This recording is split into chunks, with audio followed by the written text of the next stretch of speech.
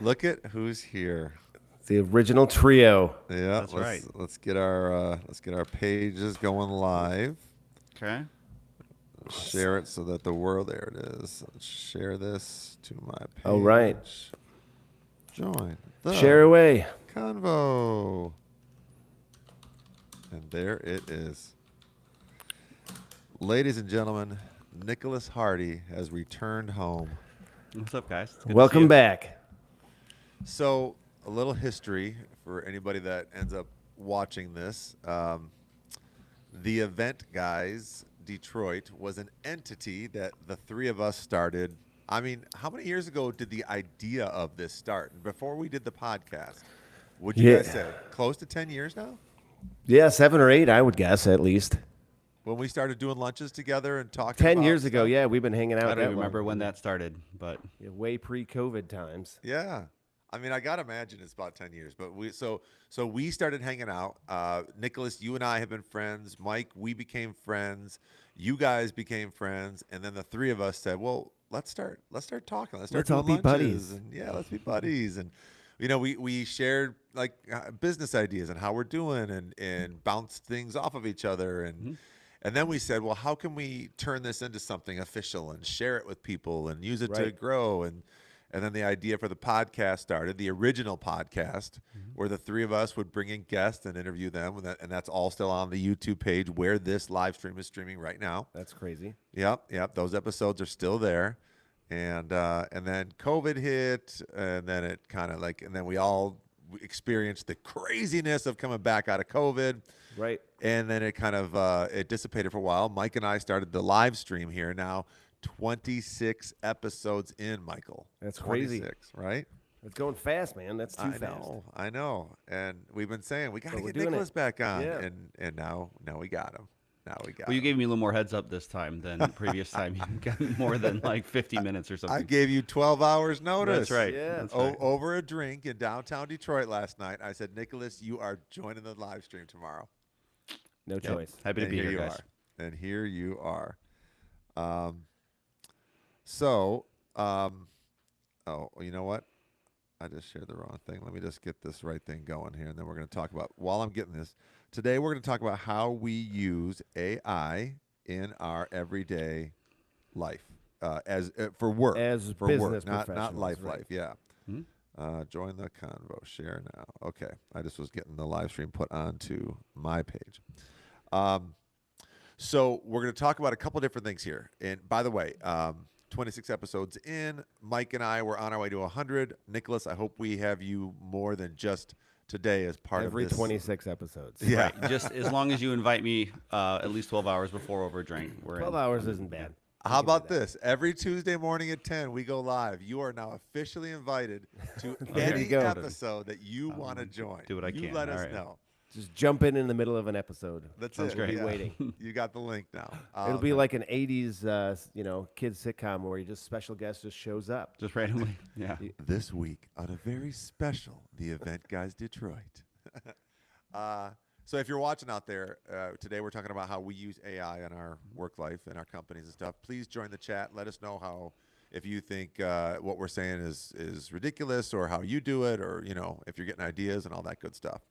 So we're going to go two directions today. We're going to talk about how we are actually using AI and Right. giving examples. And then we're going to talk about maybe things that we've tried and stopped doing, or things that didn't work, or things we don't want to use AI for. And we'll kind of go from there. So Nicholas, as our guest, but not really a guest, as just a returning member, Okay. as an OG. A founding member. Yeah.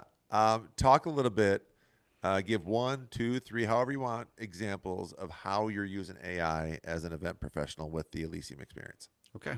I think I'll focus on really like 3 areas right now, which is I'll focus on sales, and then the operation side or pre-production, getting ready for the event, and then how I'm using it really for execution. On the sales side, there's a million different AI note takers out there, and I personally use Fathom, and I also use Plod, and love those tools. But it really doesn't matter which one you're using, as long as you got something that takes your notes. And I think what it's allowing me to do in a sales meeting is allowing me to be more present and not worry so much about taking the notes and make sure when we Right. discuss this little finite, I feel like so many of our events have these little finite details. We got to make sure we put a pink bow on top of this stand over here. And it's just allowing me to be present because it takes all of that information. Second part of sales is that it was always a really time consuming part for me to take that and put it into a proposal that was concise, clear, visually appealing, presented the right value. And so now with this, I work hand in hand with one of my team members, Sam, who is able to take those notes. I've made a custom GPT about rules about how we create proposals, particularly for the wedding clients. And it allows us to just take those notes, put them in there, create the concise notes that's needed. And then Sam's able to efficiently make a proposal and get it out quickly to a client. So it's really allowed us to cut down our time, which is great for everybody. Clarify what you mean by that. So, I mean, you don't just like copy and paste the notes from a meeting into a proposal, right? Like, how do you filter them from the notes from a conversation into content that the client wants, the prospective client wants to see in a sales proposal? Like, what's the transition there? There's a few steps. So number one, we do have a template of different things that we offer, and it's basically like a slide deck kind of proposal, like a visual inspiration deck, and we do put text in there of highlights of what's included, what's not, that kind of thing. I think the process goes from the AI notes that I have, of course, from the meeting, and then I put that into a custom GPT that I have, where I've customized the rules of how it behaves. And so it knows certain context about our pricing, about X, Y, Z, and then it's able to take that, and it knows the output is to communicate to Sam what are we looking for this client or whatever. And so it's able to take the whole conversation and just say, look, this is what they need, blank, blank, blank, blank, blank. And so Sam's able to take that and put that into a proposal and ship that out quickly. What is the output format that your GPT creates after you have, generated the information? Plain text. Okay, so then what do you do with that plain text? I copy and paste it right now into our CRM, which happens to be Pipedrive. Gotcha. So the AI is not generating the proposal, right? The AI is helping you take a whole bunch of text data, i.e. the notes from a meeting, convert that into the best version of the content for a proposal, and then there's now a human step where that is copied and put into your existing CRM. Yeah. And I think obviously as time progresses and we continue to work on things, that step will get narrower and narrower and maybe become where we don't even have to do the human interaction part of it, right? What do you mean by that? Well, eventually AI is getting smarter and faster. And right now, the output, I've tried it, of course, a couple times. It didn't look exactly the way I wanted it. And so, I just hit kind of a wall of like, I'm not moving forward with this right now, but eventually it'll get there where we'll be able to go directly to shipping that out. And maybe it'll just take an approval step for Sam to look at it and go, this looks good. This is exactly what it's talking about, because we all know AI can lie confidently, right? So Yeah, we still got to look at it, right? But it could get us there faster and easier than it is right now. Okay. Gotcha.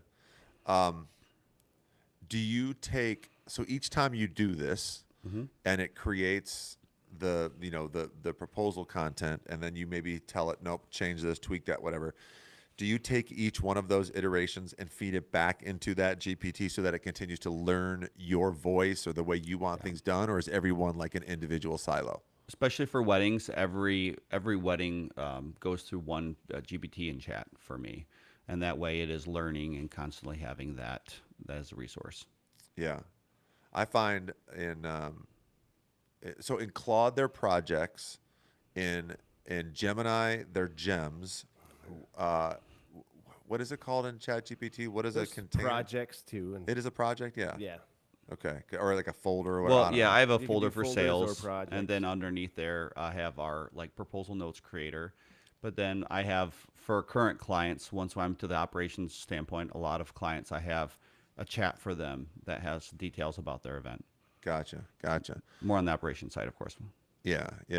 I find, so Claude's my primary one. I find that for, I'll create a project for an individual, like, workflow, and making sure that I'm constantly feeding the information back into that project.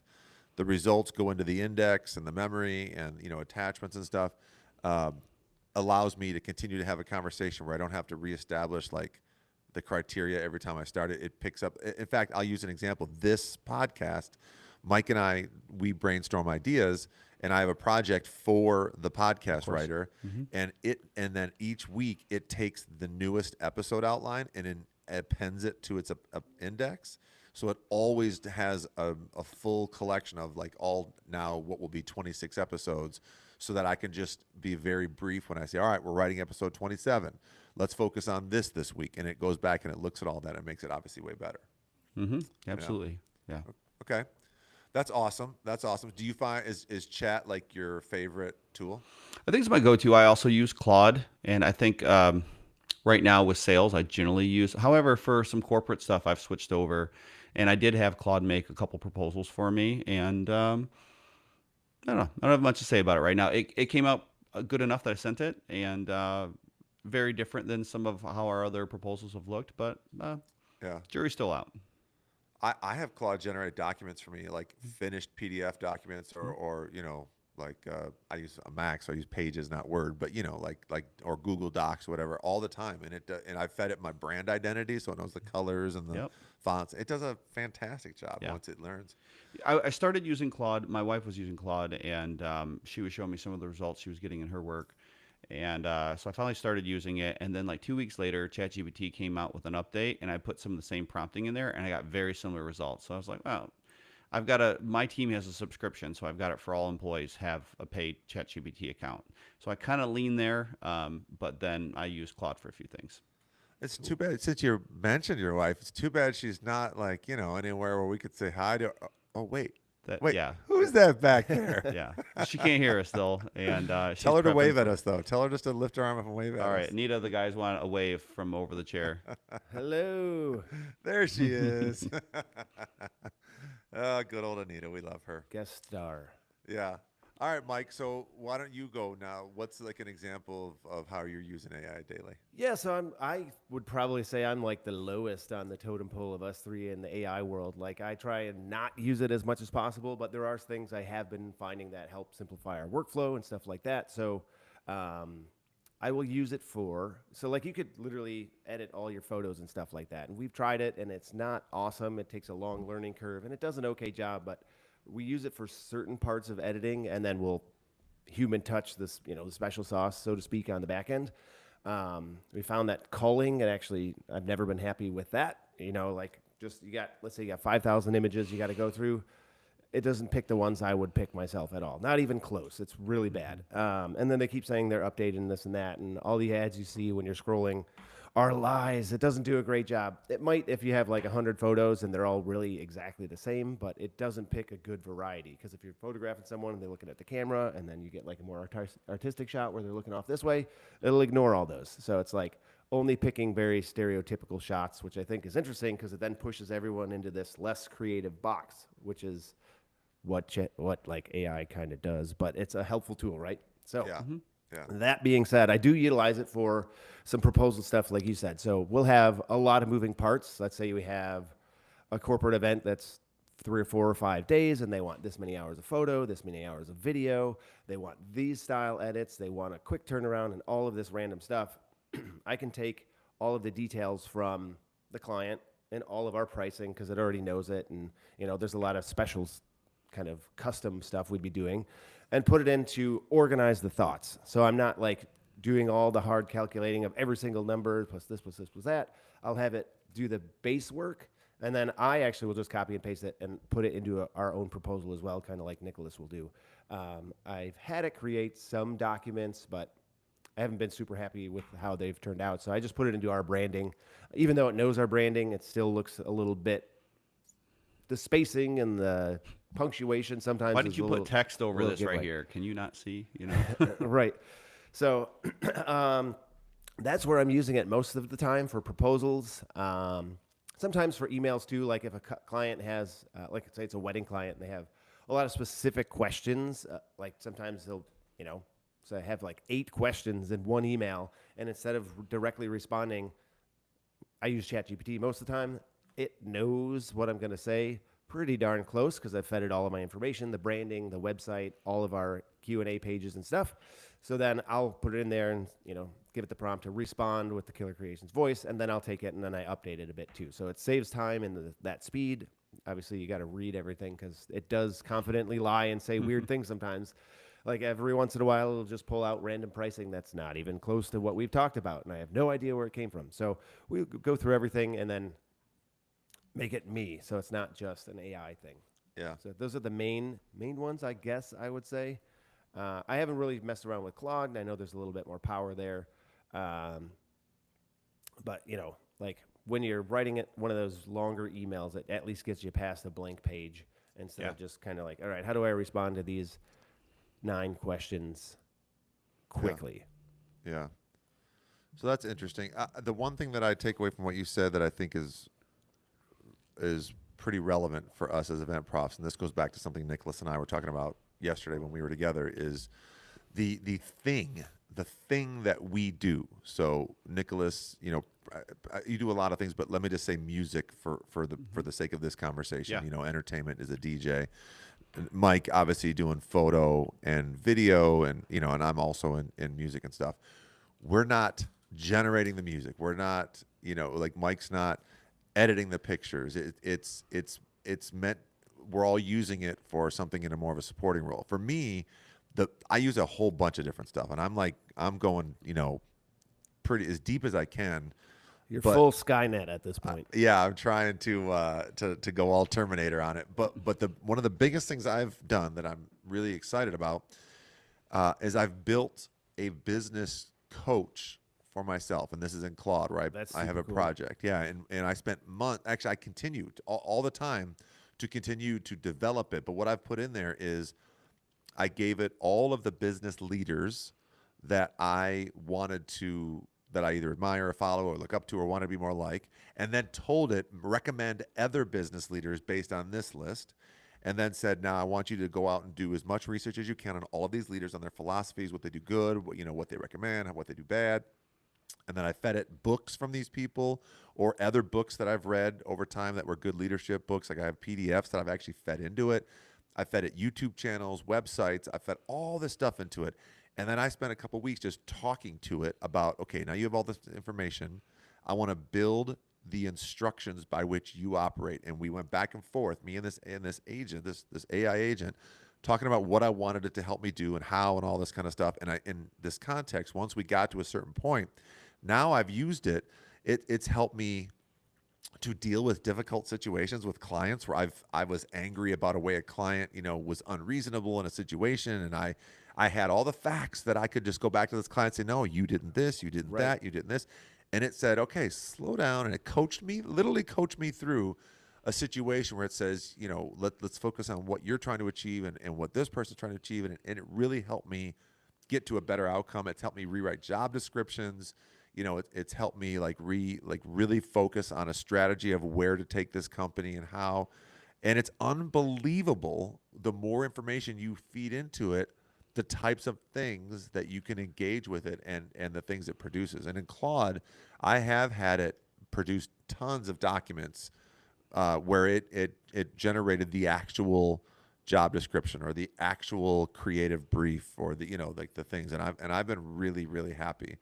I use Gemini because we use Google Workspace, which actually, Nicholas, you were at one point were the one that turned me on to using like the full, Google Business Suite.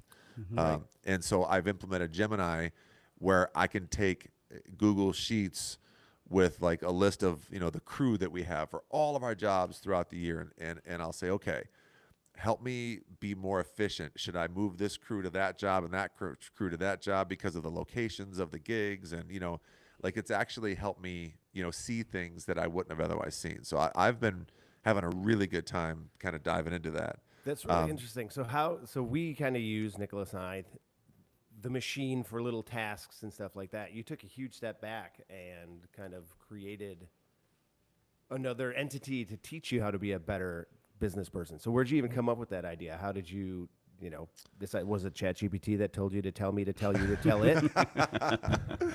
So that's a fantastic question.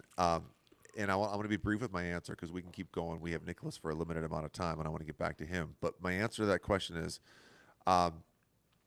when I first started learning what these AI tools could do, I wanted to understand like the structure of how they worked. So in each one, before we went live, like the three of us were talking, Claude has projects, Gemini has notebooks and gems, and Chat has, its folders and projects. And I was trying to like learn Right. what those mean. And so I was starting to figure out like, you feed it this information, so then it has context and it does this. And I was like, oh, so that's interesting. And then I would test it. Like, I wonder what would happen if I asked it this. And then one day I just thought, I try to listen to the YouTube videos of Gary Vaynerchuk and Alex Ramosi, or I read the book Traction or the E-Myth Revisited, or I do all these things and I'm like, oh, there's like so much content I want to soak in. And then I just had this like epiphany one day, like, I'll bet you if I just created something in AI, it could help take all of that information and then know when to dip into all of it to help me with a particular question. And it just Yeah. kind of like, I just went down the rabbit hole. It's like plugging in and now you know Kung Fu. I know Kung Fu. Just wait till Derek gets his MagSafe attachment Yeah. port in the back of his head, I'm full on charging. Matrix. I'm charging. Look out. Nicholas, give us another example of either something that you do use it for or something you've tried and decided that it didn't work for you. Well, yeah, plenty more use cases. There's a few things I don't know if there's valuable to like talk about what didn't work. What didn't work is I tried building a scheduling platform first and foremost for our corporate nonprofit clients, so that they weren't sending me Word docs, run of shows, and that we could all get on the same page and have role-based assignability and view. And so somebody on a show who's running the video switcher doesn't have to see all the extra detail to feed through what they need to know about, Right. right? And then I thought about porting that over to the wedding side. And so I spent a lot of time in a conversation with ChatGPT to help me build the prompt. And then I moved it into Lovable, and I got the shell of it, and it looked pretty. Then it just didn't work. So I was like, all right, that's great. And I just ran out of time. But it was a fun little experiment. It was one of the first things I started trying to build from I guess on a software side. But I have some friends who've built some really amazing things, but I probably don't have time to get into that stuff. But the one thing that I'm excited about that I built recently is a custom GPT with, of course, ChatGPT, and it's to help me with music prep. And so, like you said, Mike, it's interesting the comparison you mentioned about culling and how it doesn't pick out what you would pick. When I ask it to pick out music selections based on my couple and all that stuff, it'll tell me freaking Uptown Funk. Okay, so it's like great. Did you not read the Do Not playlist? And so I haven't found a lot of inspiration from that. But what I did do recently is I got a client's music list rather late, and so I always try to get that from them really 30 days before, but at least 2 weeks before, and start to work on prepping. And so I got it pretty close to their wedding date, and it was not in our normal format. It was in Spotify, so I took it to another site where you can export that as a CSV. Did that, took it into ChatGPT, and I said, you know what, this thing can read XML, so why don't I just take my music library, pop it in there. Smart. And I did, and then it made me my inspiration list using mine, and I was really specific. So I guess I'll come back to the specific part of it, but that I think it's so important in this work. And Derek, you talked about that in building the virtual coach of like you have to give it really clear guidelines of how you want it to operate. And so in this case, I want to make sure it doesn't think that a remix in my library is good enough for another remix or the original, that we have to be real clear and check for spelling on the internet and all that stuff. So I started establishing the rules, and then it made me an inspo list, and I said, give me a report of what I don't have. And it like made me a playlist, like import into Rekordbox with like 87 songs. And it gave me a CSV. It says, you are missing 12 songs of these, go buy them. Cool. And it had one is like, I think this one was it, but you should probably double check it. And of course I still double checked it, but it was spot on. And it saved me just the copying pasting time. Took a lot. And there's some software out there I've tried that's worked okay, but the amount of time it took for me to do the thing, I eventually got where I was frustrated with it, and then some software hiccups. So then now I was like, well, if we can do that, I can build this custom GPT out more to just look at my wedding schedules, look at my entire spreadsheet, including my do not play and everything. And so now it's saving me, I would say 2 hours per wedding per week. of I drop in my schedule, my spreadsheet of my music profile, which has everything there requires inspiration, do not plays. And like I told you last night, like I even bring the do not plays into my software so I can color code them. So if I'm looking, I got sometimes a lot of do not plays. And so like I don't want to get to a thing and have to look at a spreadsheet constantly checking it or whatever, try to remember it. And so it's color coded in the thing. And so it's literally saved me a ton of time. Now, the thing is, I can take that time and do what I would rather do, which is taking that list and then building off of it, which is a process I did, but I only have so much time, right? And so now I can spend that time really digging in for more different remixes or unique things to add some spice to the event. Awesome. You of all people, I'm waiting for you to build an app. Because like now you can do that with these things. I Oh yeah. keep thinking of all of our friends and colleagues. Mike, would you agree? Nicholas is like the guy, the tech guy that would be like, Mr. I built this Tech app. Maybe that runs my maybe another company." time I can bring some friends on to talk about some of the apps that they've built. It's pretty incredible. It'll blow people's minds. cool. Yeah. I would love to hear that. Nicholas, we have you for a few more minutes. Anything else you could share with us? Things that like big or little that you've been doing that have made your workflow easier, your communication easier, anything like that, or things that you want to try that you haven't gone into yet. Well, we are gosh, I've got like 2 minutes here. And go. We are trying to re-envision how we see orders for our events in order for us to be in an operational standpoint to scale more. And so a lot of our events, particularly the corporate events or even the weddings, have so many details of sound and lighting and production. We're not shipping the same kit over and over. So it's capturing all those and making sure they're fulfilled and then handling the change orders. And so I've really tried shifting our team's mentality. Instead of thinking about, for example, Mike and Sarah's wedding, about thinking about order number 468. I know that sounds a little sterile, but the idea is that if I think about Mike and Sarah's wedding, if they call us 2 days before and want to change, well, like that event is constantly open and the team from a production standpoint can't like close the door on it and say it's done. And so the idea now is we're focusing from an operational standpoint. So to jump ahead to how I'm using AI, I mean, I've put in some of the problems of like, how do we close off a packing list and say it's done? Well, we have a change order in this. And so it was been a progressive conversation with AI about it and of course friends and so forth. But then now we are starting to build the spreadsheets with the idea that we are going to go to a software that's going to manage this. And so right now we're building it, but still gut checking it against the AI of like, what if we did this? And so I don't know if that's clear enough, but right now that's the process we're working on, is being able to really clarify our order process so we can service more people and do more events. Yeah. Awesome.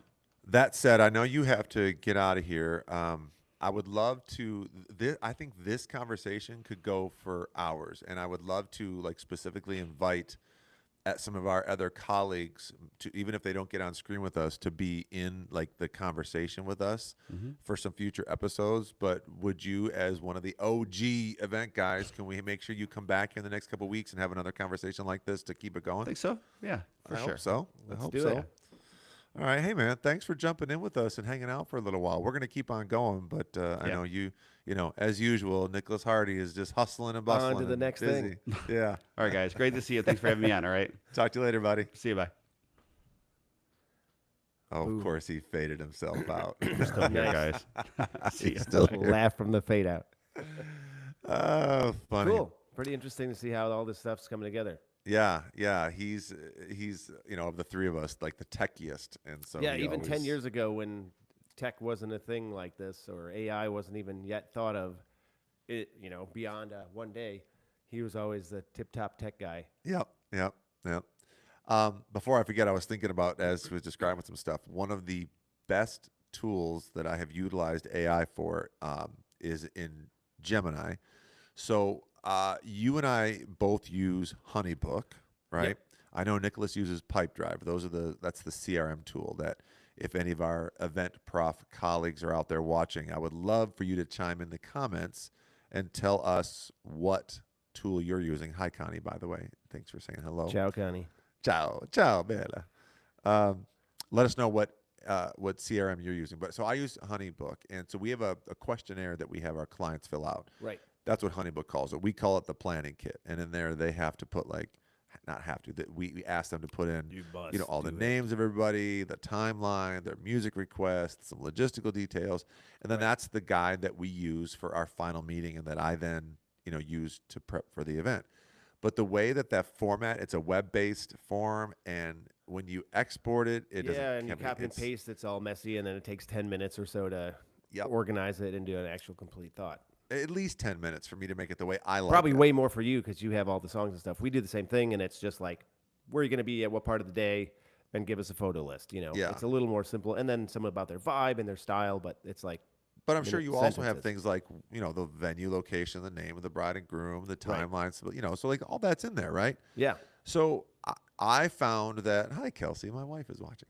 I built something in Gemini. I built a gem, and what it does is I just export from HoneyBook the PDF of that planning kit, and it's Right. horrible format. And all I do is just drop that PDF into this gem. I don't have to tell it anything because it's already got the already instructions. knows what it does. It knows exactly what to do. So I drag that PDF into the gem in Gemini. And what it does is then it formats it exactly the way I want it. It pulls the information from exactly where I've told it to. And then it creates a Google Doc for me with all that information formatted exactly how I want it. And then does it just put it in a specific folder, or does it just appear Yep. somewhere and you got it? So it does everything. It initially puts it in my my drive, my Google Drive. Right. And then all I do while I'm in that screen in Google Docs in my browser in Chrome is I click the move button, and I just move it to the folder that we had already created for that wedding, Gotcha. which takes me all of 3 seconds Right. to move it. Hello to my daughter as well. My daughter Emma, who is It's a family event. Hey, Emma. I how's it know going? she's a photographer living out in Chicago doing her A thing. and Chicagrapher. She has worked with you assisting your times. team many times, and she's out there. So Emma, it's good to see you. She also I'll be in uses HoneyBook. Chicago this weekend, actually. So Friday. Well, there Friday, you go. I got a If you- wedding in Chicago. If you need an assistant or a second shooter, give her a call. Awesome. But yeah, so that one, not compared to like the business coach I was talking about, it's not a huge thing. No, but that saves time, and when you can save So time, you can much. actually either get back to enjoying life or get on to the next task with less stress involved. Yep. So know. that one's a huge one for me. What's another one for you? I think one of the debated ones for photographers is like using AI in photography. There's so much work on the internet that is fake, that is super doctored, that doesn't even look real. Like, so where's the line blur? I remember even when Photoshop came out, people were like, that's cheating. That's not real photography. That's not what the image actually looks like. So I think there's a point, and then ethics comes involved because using AI to like remove an exit sign in the background or just like, touch up the eyes or do a little face retouching is different than fully altering an image. You might be a okay photographer or someone who's getting into the industry and you're like, well, my work's not where I want it to be. So I'm going to feed it into AI and make it epic, and that could be, I think, a little bit shady, right? So imagine creating an entire body of work nonstop for people just to maybe not even know it's real. So I think that could be a challenge because we do use it. Like, it's built into Lightroom, it's built into Photoshop, so we'll use it for certain things, like I just said.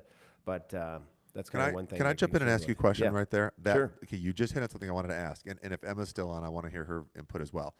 Most of the conversation today has been around using one of the primary tools: ChatGPT, Claude, Gemini. Right? There's other ones, Right. but those are the Yeah. three big dogs for specifically doing AI stuff. But now, as we've seen, AI is getting implemented. AI as a concept is getting implemented into everything. We talked about HoneyBook. It's getting Yeah. implemented in there. It's in, email and stuff. So you touched on it a little bit, but how do you, what tools that you may have already been using, not Photoshop, but Lightroom. Lightroom is the one, right? Yep. For you or for me, is like Serato is the DJ software. What AI has been implemented into the tools that you were already using, and how does it change how you use those tools if you've even done it at all?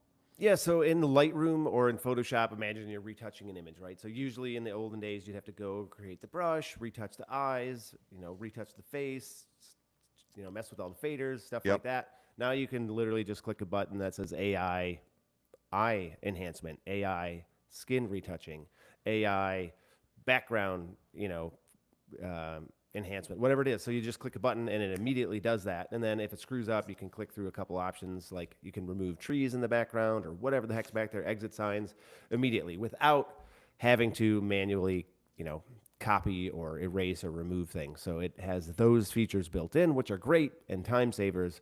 Sometimes they mess up and do really crazy things, and you have to go back to the old way of doing it. Will Smith eating spaghetti. Yes, stuff anybody exactly that like knows that in that, the video yeah. world. But they're built in, and there's a lot of like editing programs that help with culling and full editing for photography.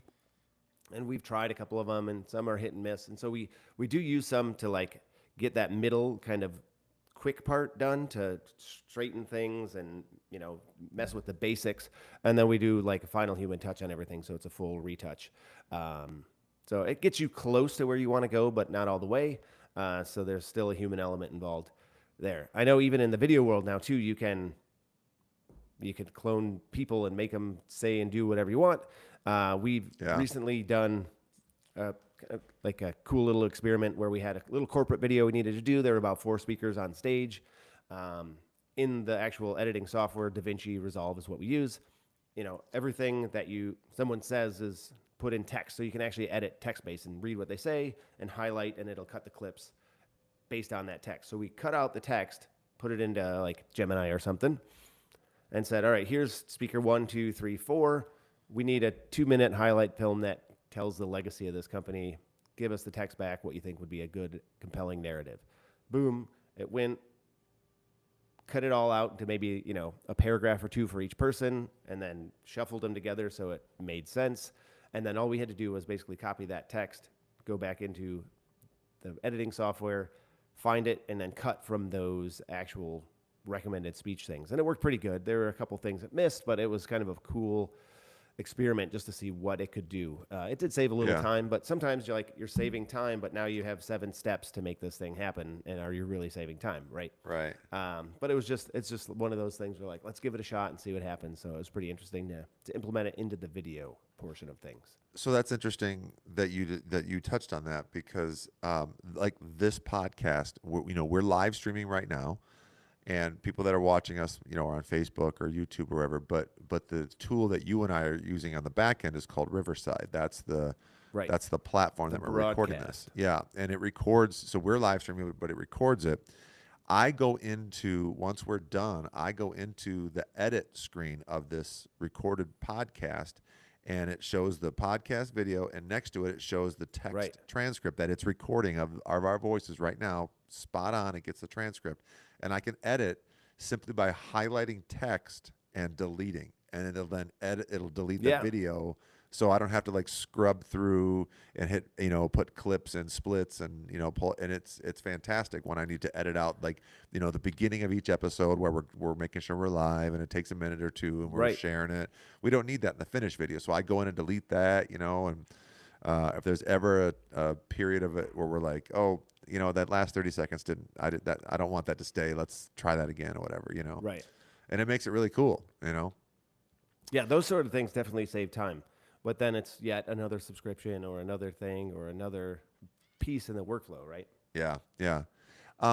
When you talked about, and this is going for any event profs out there who are using AI, you can use it on the back end to help you, to enable you to run your business better, to become a better, professional and solve problems.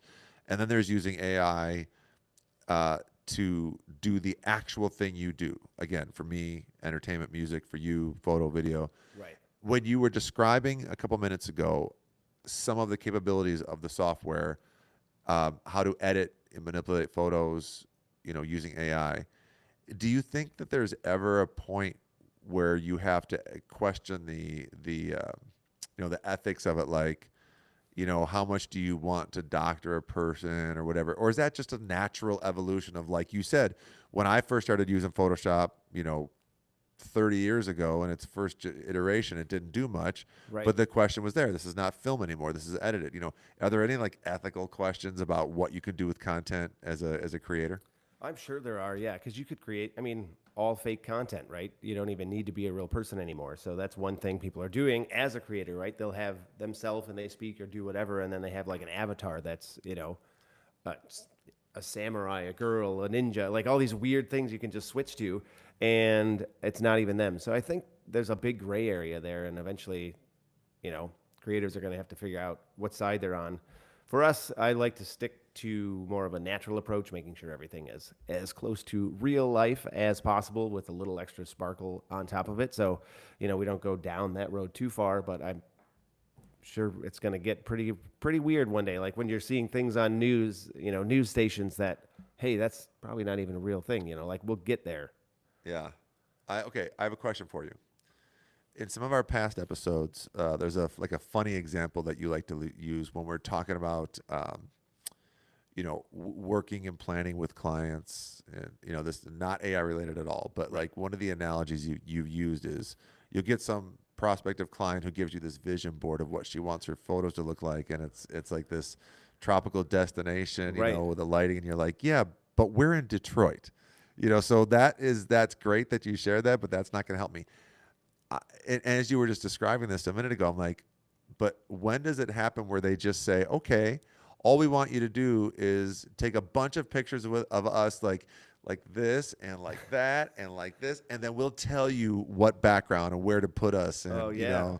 so that we want to have a destination wedding in our photos, even though we got married in Novi, Michigan, or something Yeah, like that. You know man, what I I'm mean? sure that's going to happen at some point, and I'll be the one to be like, go somewhere else because Yeah. that's crazy.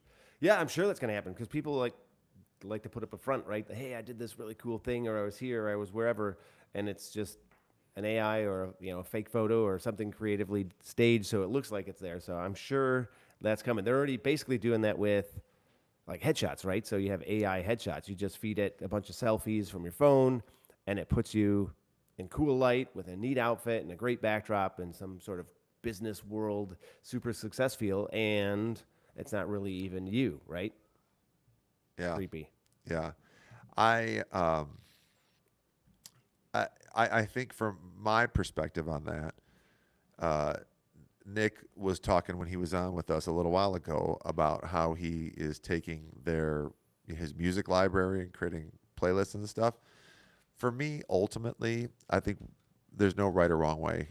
I think, but my way of approaching things is, I'm constantly developing like playlists in my software that aren't necessarily about a particular client. They're just based around different types of music and energy levels, and I'm always like discovering new music and tweaking it and stuff.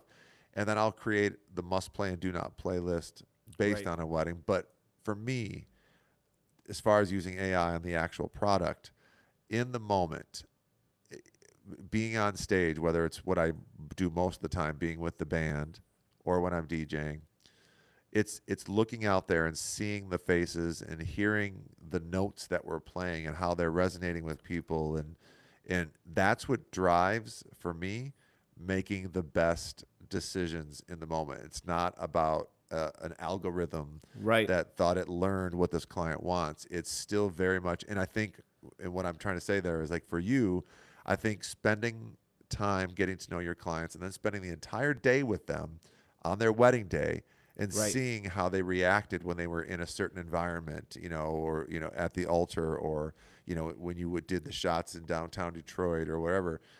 That's how you know what shot to get and where to go next and how to edit it, because you as a person have gotten to know them. And I don't think that's going to go Right. anywhere anytime soon. Do you know what I mean? Yeah, totally. I think that's a key. There's definitely, especially because we're in a creative world, right? So there are things and tools that can come along and help, but hopefully human creativity is going to outweigh AI, especially for when you're actually creating stuff. I know you can literally just type in a prompt and create a song, right? But there's it's missing something. You can tell. So the human element of creativity is always going to stick around and kind of be maybe bolstered and helped out a bit by some AI. But I think there'll be like a revolution at some point. Like first of all, you're going to have AI in everything, and then there's going to be like, wait a minute, we like the old way. This is way too perfect. Everything's too perfect. It's not even real, right? And that's why Yeah. people are going back to buying records again, going to analog things. You're like, hey, I miss a little bit of this actual, what you would call imperfection, but it's reality, right? So, Yeah. So I agree with that 100%. And this is why I'm not that worried about AI as a whole, because it's like a pendulum. Everything, it's the hot, flashy new toy, and everybody's like, "Ooh, I can create a song. I can put myself in Hawaii. I can do." But then you're going to do it, a handful of times, Right. and you're going to realize, okay, well, now I'm bored with that because it's not genuine, it's not real.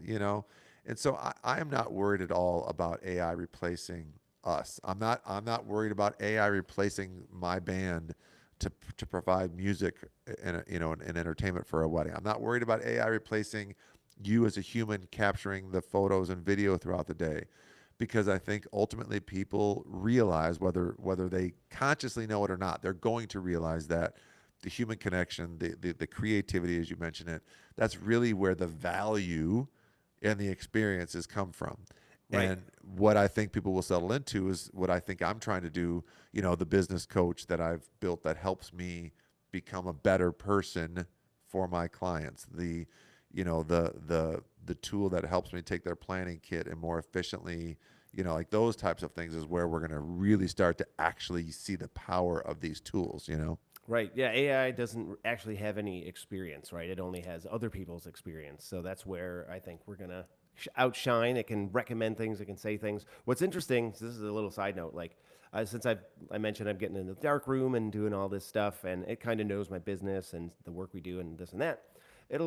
When you're having a conversation with ChatGPT or whatever, it'll recommend some stuff and you're like, okay, that's really cool. But why do you think that? And then it'll almost like like get this nervous stutter to be like, well, and then make up something that's almost like it was a person on the spot, like just making up something. So it's interesting because you can be misled by it too. Like we were talking with Nicholas, it sometimes just as a cheerleader. So you have to be like, no, I don't want you to agree with everything I'm saying. I want you to poke holes in it. I want you to see where there could be some issue. What are other people doing? Like help me see more than just this tunnel vision. And I think that could be really dangerous too if people just like have an idea and then AI is just patting them on the back and giving them thumbs up and pushing them down this rabbit hole without actually growing or learning. Like I feel like it should be something that helps open our eyes up as opposed to like looking like this. And it can really just create a tunnel and stick you in it. Yep. I agree with you. And that's why the other example of what I don't use AI for is I'll never use it to actually write the content of either an email or a social media post. I work with it, Right. and have it write drafts and have it look, and then I read and I decide what I like, and then I go and write those, because I think it is so easy these days to spot AI written slop. And Yeah. there's a few signatures, right? There's that long dash that's in every Right. blurb. There's the emojis put in the right spot. There's the like storyteller cheesiness of it, of no matter what it's writing. And people see that now. So I'll never use it. I use it to help me write drafts and to, come up with the approach. And then I'll take that and I'll think about what I'm trying to say that I just saw, that I learned. Yep, okay, AI, you gave me the right direction, the right intent, and then I'll write it there.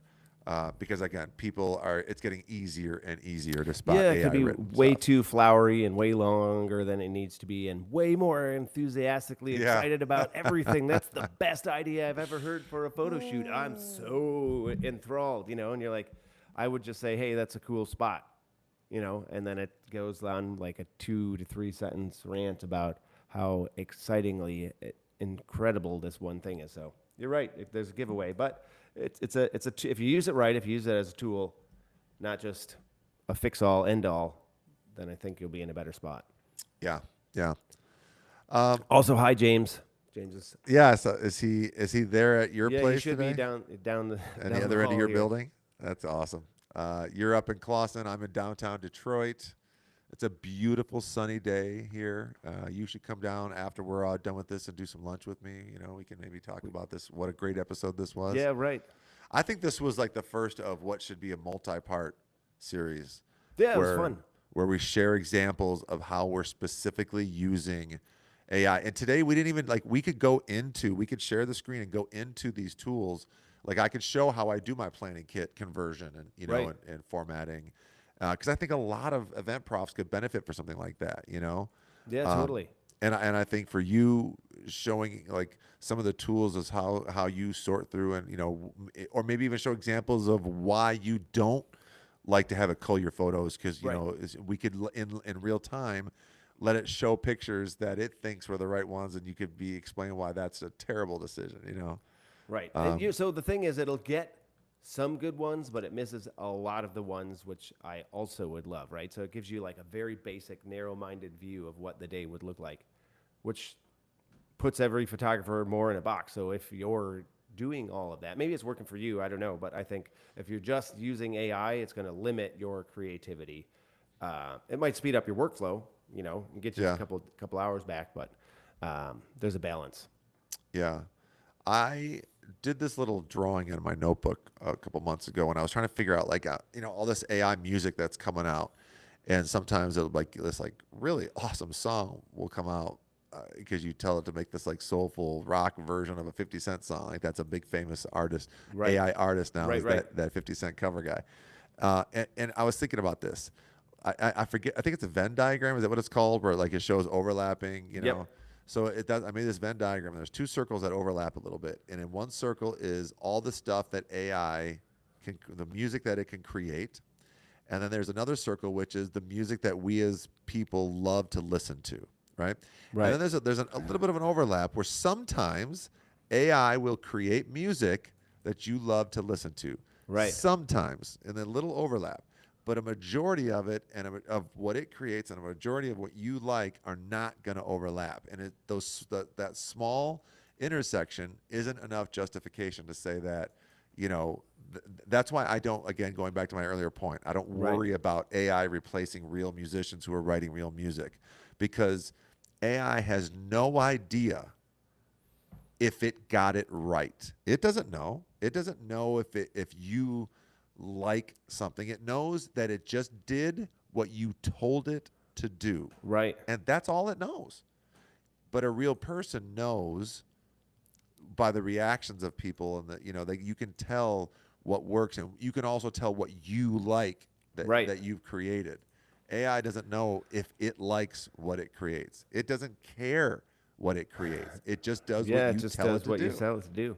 And that's why I don't worry about AI, replacing humans in a creative capacity at all. So, I don't know. I got a little deep there. Deep. Yeah. Well, until it takes over the world, like the Matrix or the Terminator, then we'll worry about it. Yeah. Mike, this was a super fun episode. I feel like we could keep going for hours if we wanted to, but we try to make sure we keep these under an hour. Yeah, that was good. It was cool to see Nicholas again. A lot of fun to have the original trio on, and I think we should have more guests as we I see agree. fit. And this topic with AI, I think everyone's going to be using it a little bit differently. So it'd be really cool to have a couple other guests in this little mini series to kind of hear how people are utilizing it in their businesses. I love that idea. Let's state that here live. What do you think if we take the next few weeks and try to find a guest each week and have them come in and talk about how they're using AI in their event Love it. based business? Okay. Let's do it. So let us know. Yeah. If Raise you're your watching hand. this. Yeah. If you're watching this, let us know if you want to be a guest on the show next week. Super fun.